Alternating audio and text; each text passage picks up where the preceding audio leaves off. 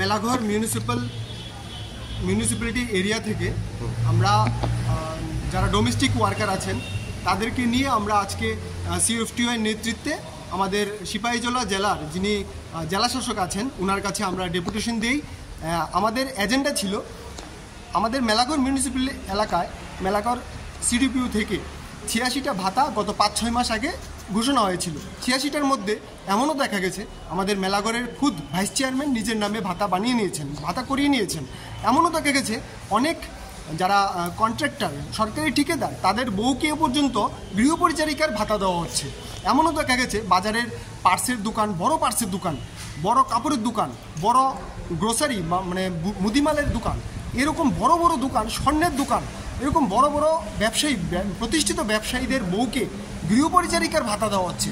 মানে সমগ্র ভারতবর্ষে যখন রাষ্ট্রবাদের সরকার চলছে তখন আমাদের এই মেলাঘরেও মিউনিসিপ্যালিটিটা আমাদের রাষ্ট্রবাদী চিন্তাধারা নিয়ে একটা পৌরসভা আমাদের চালানোর কথা ছিল, কিন্তু রাষ্ট্রবাদী চিন্তাধারা নিয়ে পৌরসভা চালানোর দূরে সরে গিয়ে এখন দেখা যাচ্ছে আমাদের মেলাঘর পৌরসভার চেয়ারম্যান, ভাইস চেয়ারম্যান নিজেদের পরিবারের ভর্তুকি, পরিবারের পেট ভরার জন্য নিজেদের পরিবারের বিভিন্ন বিত্তশালী পরিবারে ওই ভাতাগুলিকে বন্টন করছে।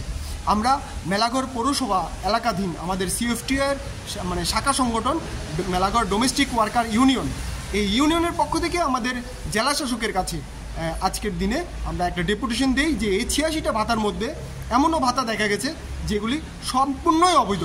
যাদের পরিবারে 20 থেকে 25,000 30,000 টাকা মাসে ইনকাম আসে তাদেরকেও ভাতা দেওয়া হচ্ছে 2,000 টাকা। এমনও দেখা গেছে আমাদের মধ্যে, এমনও দেখা গেছে যার বাড়িতে 2টা ভাতা স্বামী স্ত্রী পায়, ওদের বাড়িতে আমাদের গৃহপরিচারিকা গিয়ে কাজ করছেন, উনি ভাতা পান না, গৃহপরিচারিকা ভাতা পান না, কিন্তু তাদের বাড়ির কর্তা এবং কর্ত্রী 2জন ভাতা পায়। এই রকম অনাচার অবিচার এই রাষ্ট্রবাদী সরকারের আমলে এটা মেনে নেওয়া যায় না। আমাদের মুখ্যমন্ত্রী ডাক্তার মানিক সাহা যেখানে সারা ত্রিপুরাকে একটা স্বচ্ছ প্রশাসন দেওয়ার জন্য দিনরাত খেটে যাচ্ছে, আর আমাদের মেলাঘর পৌরসভার প্রত্যেকটা কাউন্সিলর নিজেদের পরিবারকে সন্তুষ্ট করার জন্য দিনরাত কেটে যাচ্ছে। মানে এই রকম দরিদ্র মানুষদের ভাতা নিয়ে যারা কেলেঙ্কারি করে তাদের মতো কেলেঙ্কারি, তাদের মতো মানে অবৈধতা আর কোথাও দেখা যায় না আমাদের সমগ্র ত্রিপুরার মধ্যে।